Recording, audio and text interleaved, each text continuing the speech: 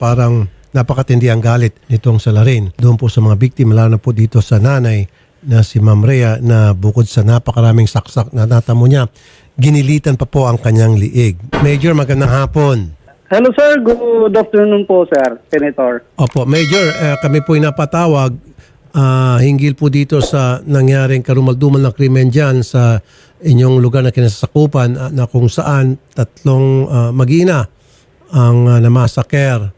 Meron na ho ba tayong pinaka-latest at alam niyo na po yung pinag-uusapan namin dito? Yes po sir, for information po, yung mga tao po natin, investigator is on the ground pa po, nandito po nagkukuha ng mga statement ng mga possible witnesses. At ako po mismo ngayon, nandito po ako sa area, pupunta po kami dun sa place of incident para ma-scour po natin, mabalikan po yung crime scene po. If mayroon pa po na, baka mayroon pa na makita po tayong mga traces. Para for possible identification ng suspect po natin, sir. Okay, so far po ba, Major, wala hong mga nakalap na mga ebidensya sa crime scene ang ating mga taga-Soko?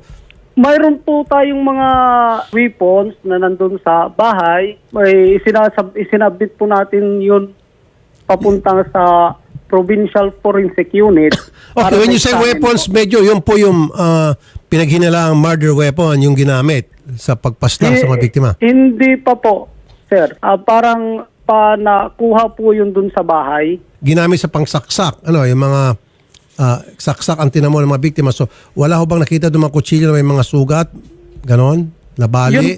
Yun po. Mayroon tayong nakuha sa crime scene na mga numbers of cancer, several na mga kutsilyo. Ipinapa-examine po natin, baka mayroong traces ng dugo sa crime laboratory office po. Nag-lift na rin po siguro ng mga fingerprints, ano po? Yes po. Yes. Ang biktima po is nasa labas na po ng bahay nung nakita. Bang ano oras na po nangyari daw ito approximately po, sir? Hindi pa ma-determine po natin, pero yung time of reporting, time nakita daw ng tatay is alas 6 ng gabi po nung araw na yun. Pagdating niyo po doon sa crime scene, ano po inyong natagpuan? Ano po inyong nakita na pagmasdan? Ang pagdating ko doon sa lugar, kasama ko na yung Soko, yung mga pulis, yung patay na po ang mga pamilya doon na yung nadatnan namin doon, yung nanay at saka yung 3 months na bata at 5 years old na bata. Patay na po. Yung mga biktima ba pinatay doon sa labas o sa loob pinatay at kinaladkad palabas? Kasi sa tingin ko po sir, sa labas na pinatay kasi nagpakasuot po yung singilas nila. Nakasuot o so ibig sabihin nasa labas sila. Paano pong pwesto ng mga bangkay ng mga biktima po nung datnan niyo po silang tatlo? Pare-pareho po sila nasa labas lahat? Opo. Yung 5 years old na bata, nagkakulog po. Kulog ang tawag sa Tagalog yan. So yung pinaka-bunso, saan po nadatnan? Yun ang nadatnan namin po doon. Nasaan po? Nasa labas na po, katabi ng nanay. At yung pong 3 years old, yung panganay? Yung medyo hiwalay sa nanay, siguro mga 5 hakbang, mga 5 hakbang papunta doon sa batang 5 years old. So lahat po sila ay nasa labas ng bahay? Opo, nasa labas na po sila. Sir Edito? Yes po, sir. Kayo po ang mas nakakaalam sa takbo ng pamumuhay ng inyo pong mag-iina. Kasama na po yung inyong father-in-law, yung tatay ni Rhea. Ano po sa tingin nyo ang possible na dahilan bakit po nangyari ito sa inyo pong mag-iina at sa inyo pong father-in-law? Para sa ko po sir, yung pumatay kay Rodolfo Rio, parang siya rin po ang pumatay sa pamilya ko. Siya rin. Kasi parang pareho ang sitwasyon. Pareho yung style ng pagpaslang. Opo sir. Wala ho kayong pinagdududahan, pwedeng person of interest na pwedeng kausapin ng mga pulis? Meron na po sir. Naibigay niyo na po sa mga pulis yun? Sinabi ko na po mismo kay Chief. Ilan pangalan po yan? 2 po. Okay, without mentioning the name muna, ano po? So, meron pa palang mas original na may-ari ng lupa? Ang nagbibinta to sa kanila, yung si Rolando Basal po, sir. Okay, sino si Rolando po? Yung unang may-ari ng lupa. Na ibinenta niya yung lupa niya kay Arnold? Opo, sir. Okay. So, kung naibenta niya ng lupa kay Arnold, so bakit pa siya magagalit? Po, siguro nakilala na marami ng bungang niyog. Gusto na naman niyang bawiin. Sir Edito, Yes po, sir. okay. Ako po ay magpapadala ng pinansyal na tulong personal para po sa iyong pamilya at yung sa burol, libing, sementeryo at kung ano pa pong pwede ko maitulong kahit papaano na sana meron pong maitulong talaga sa pagkawala po ng inyong mga mahal sa buhay. Meron pa kayong gustong sabihin pa, Sir Edito? Gusto pala sabihin sa lahat ng nakikinig ngayon, natulungan ako na magdasal na mahuli ang tunay na may sala at tunay na kriminal. Kasi akong naipit dito, sir. Pero hindi ako susuko kasi malinis ang puso ko, malinis ang kamay ko, malinis ang konsensya ko na hindi ako mamamatay ng tao. Bakit po kayo naipit, sir? Ba't yung sinabi naipit kayo? Yes, sir, natural. First of interest ako kasi ang pamilya ko yan, sir. Alam ko yan. Personal of interest talagang katulad ko. So pinagbibintangan po kayo. Sino po nagbibintang sa inyo? Opo, sir. Hindi ko naman sinasabi na ano. Meron na bang nakipag-usap sa inyo na nagsasabing kayo ay person of interest? Meron bang nagbibintang? Yung sinabi sa akin sa barak, sir, na parang ako daw ang gumawa nito, sir. Sino po nagsabi nung nasa barracks?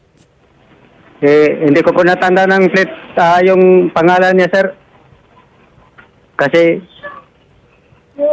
parang nalilito na ako na problema pa ko sa pamilya ko tapos yung bestigar nila sa akin. Okay. Parang ano. Alam niyo po, Sir Edito, para naman matanggal ka na sa listahan ng person of interest, ito po ay voluntary. Yes po, sir. Willing ho ba kayo? Kami pong pupunta dyan. Kami mag-facilitate. Kayo po lie detector test. Yes, sir. Okay po sa inyo?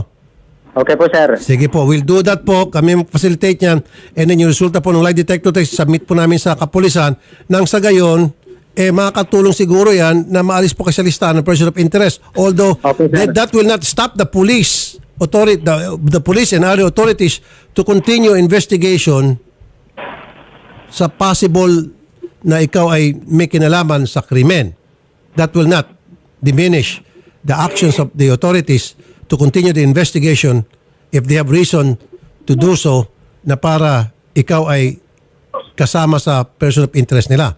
However, makatulong po yan na magbibigay din direksyon at guide sa mga pulis natin yung resulta ng lie detector. Okay sa inyo?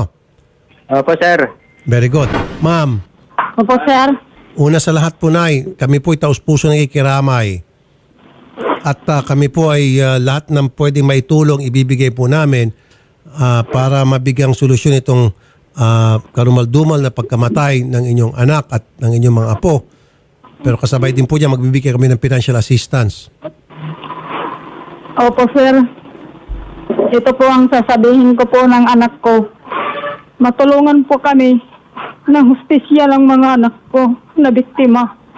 Kasi po, masakit po sa damdamin ko at puso. Yung dinatnan ng biktima ng mga anak ko. Kasi kahapon lang ho, ako na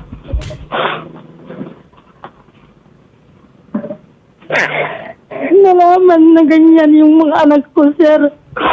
Kaya nga, tulungan mo po ako ng hustisya.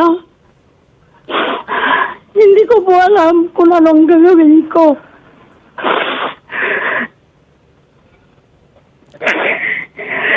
Po. Last word from you, Chairman. Meron kayong gustong sabihin? Opo, mayroon po. Ang masasabi ko lang po dito, sana matagpuan yung gumawa sa krimen po. Kasi nakakano sa barangay namin po, parang nahihirapan din po ako. Ngayon lang po ito nangyari sa barangay po. Anyway, sige. Chairman, maraming salamat sa time na binigay mo sa amin, Chairman. Ingat kayo palagi. Magandang hapon at God bless po, Chairman, sir. Maraming po salamat po, sir. Opo, Chairman. Mabuhay po tayo, mabuhay po. And then also, Major, na pag-alaman namin na yung 3 years old na anak ni Rhea ay hindi niya anak po kay Edito. Yung 5 months old po, yun yung pong anak nila ni Edito. Yes po, sir. Tama po yun, sir. Kasama po yun yung yung sinasabi niyo po at sinasabi din ng kapatid ni Rhea, kasama na po yan sa tinitingnan po namin. Opo, yan po siguro ilagay din po sa person of interest na pwede nyo po maimbestigahan. Ano po? Yung dating Yes po. kinakasama ni Rhea. And then, base lang po sa sinabing kanina sa mga staff itong si Rixan, hindi raw po in good terms sila doon kay Edito. So yan po, on air ay po magsalita nitong mga kapatid, ang kamag-anak ni Rhea. Pero siguro sa inyo pong investigasyon, baka meron po kayo makuha ng mga importanteng informasyon. Yes sir, kasama po yan sir sa iniimbestigahan po namin. Mapicture out po namin kung ano bang kuwan ng pamilya, ang Okay. status bago na nangyari yung insidente po. Pinsan ko po yung yung nanay ng biktima. Pamangkin niyo po si Rhea. Yung nanay niya, pinsan ko, first Opo. cousin. First cousin niyo po.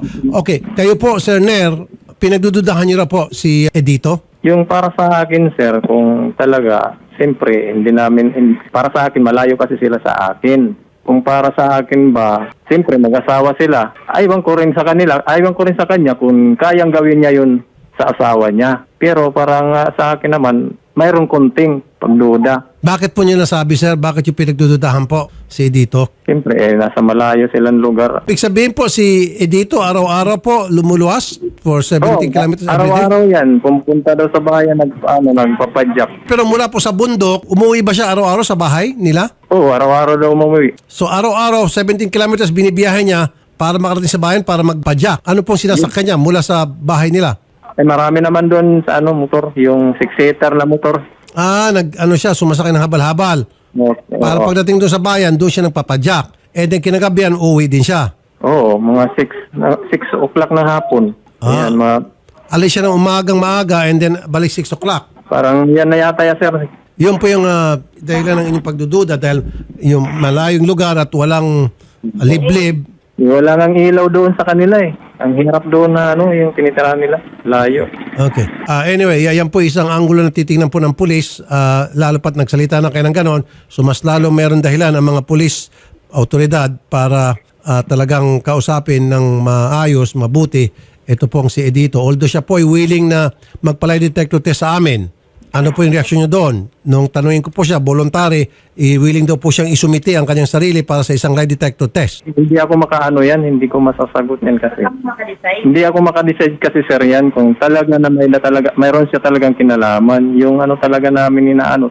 Yung lumabas talaga yung katotohanan. Isip pa sa kanya. Sige po. Maraming salamat po sa time na binigyan niyo sa amin. Sige. Salamat po ulit, Major. Ayan po, Major, may bago kami information na binigay sa inyo base po sa aming pakipag-usap ng mga staff sa pamilya po ng biktima. Salamat po, Major.